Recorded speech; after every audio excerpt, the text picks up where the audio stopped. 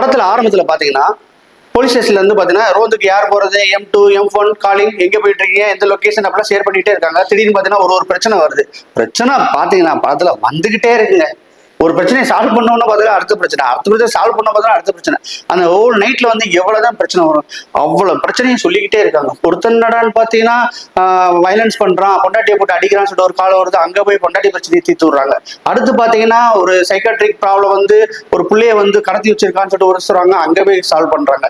இப்படிமா அவங்க சால்வ் பண்ற பிரச்சனையெல்லாம் பார்த்தா இந்த ரோந்து போலீஸ் எல்லாம் வந்து என்ன செய்யறாங்க, எவ்வளவு கஷ்டப்படுறாங்கிறத நம்மளால உணர முடியுது.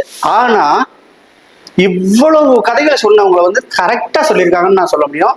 அவ்வளவு அழகா எதிர்பார்ப்பை கூட்டிக்கிட்டு ஃபர்ஸ்ட் ஹாஃப்லாம் பாத்தீங்கன்னா அப்படியே அளப்பறையா போயிட்டு இருக்கு. அடுத்து என்ன பிரச்சனை வருமோ, அடுத்து என்ன பிரச்சனை வருமோ, அந்த வாக்கி டாக்கி வந்து கத்தி ஹலோ M2 மைக் அப்படி சொல்லும் போது நம்மளுக்கு பதட்டம் ஆயிருது. இந்த படம் பாத்தீங்கன்னா ஹாட் ஸ்டார்ல ஸ்ட்ரீம் ஆயிட்டு இருக்கு. இந்த வீக் எந்த படம் பார்க்கலாம் ஓடிடில அப்படி கேட்டீங்கன்னா இந்த படத்தை சஜஸ்ட் பண்ணலாம்.